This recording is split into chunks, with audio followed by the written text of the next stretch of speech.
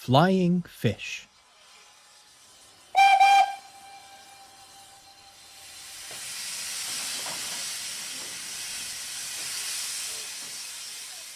The yard and harbor by the new big station were soon finished.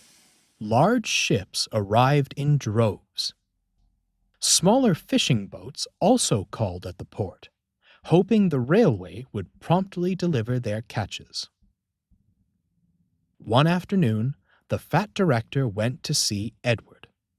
"We'll be introducing new services to the timetable, and as you've worked very hard, I'd like you to take charge of one." "Certainly, sir," Edward beamed. "What are they?" "One is an early morning fish train to the mainland. The other is a stopping train from the harbor to the branch line. Which would you like?" "Excuse me, sir. May I help?" Up puffed Alid Greedy, the rude red engine. "I want to be useful, and you will need another engine to help."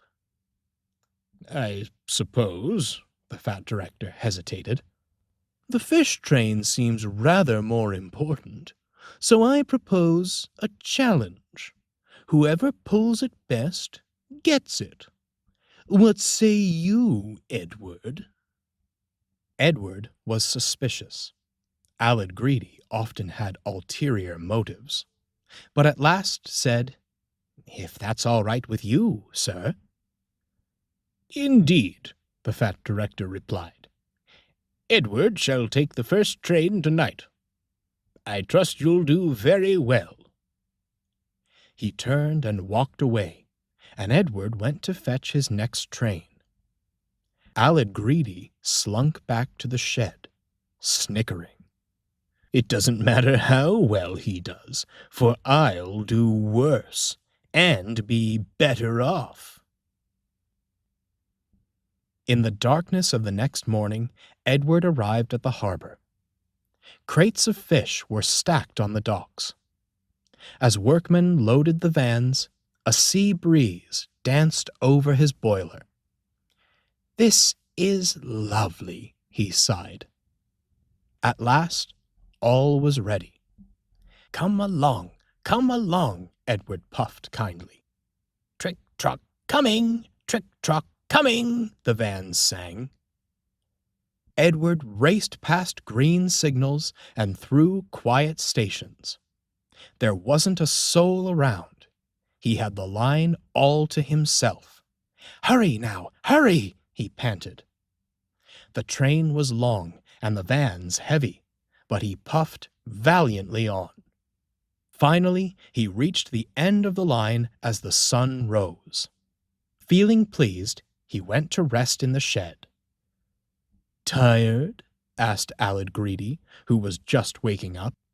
"Oh, yes," Edward yawned. "But it was a splendid run.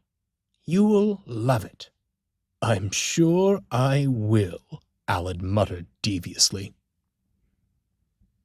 The next morning, Edward awoke very early. "Oh, it can't be time yet," he yawned. "Sorry, old boy," his driver answered. "Alid Greedy's run into trouble. We must go help." They brought the breakdown train to the junction. Vans were derailed, and a fishy smell hung in the air. Alid Greedy was getting an earful from the station master. "You clatter in, making horrible noises, and then you send fish flying onto my clean platform." "Not my fault," Alid snorted. "Those vans have been bothersome since we left." "You bumped them all the way from the harbor. No wonder the catch on the door broke," scolded the driver. Edward and the men worked quickly to re-rail the vans. "This doesn't bode well for me," Alid Greedy flounced. "Suppose I'll have to work the stopping service." "I wouldn't want you on any service," the station master grunted. "Edward, take these vans. The fish will go off before he gets them any further." Alid huffed and rolled lazily to a siding, while Edward took charge. "Off we go," he whistled. The vans were cross over being bumped, but Edward pulled them so smoothly they couldn't help but follow on. At last he arrived late but safe at the end of the line. When he returned to the shed, he found Aled Greedy and the fat director. "I don't know what happened, sir.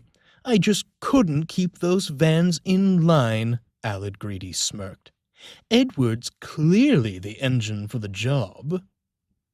"Actually, sir," Edward smiled, "may I have the stopping train instead?" "What?" gasped Aled Greedy. "I'd missed the branch line, and I've had my fill of fish.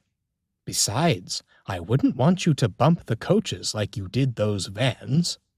"I only bumped the vans to get the coaches," Aled Greedy blurted, before turning pale with realization. The fat director was very cross. "There is no room for deceitful schemes on my railway. No more coaches for you. You'll pull the fish train until you're a better engine." "At least you won't have to face the station master," Edward chuckled. "He didn't like your flying kippers." Aled Greedy snorted in disgust. Edward now happily runs the branch line train. He blows cheerful whistles everywhere he goes, making even the grumpy station master smile. And Aled Greedy? You'll see no smiles on his smoke box, for he has yet to be rid of the flying kipper.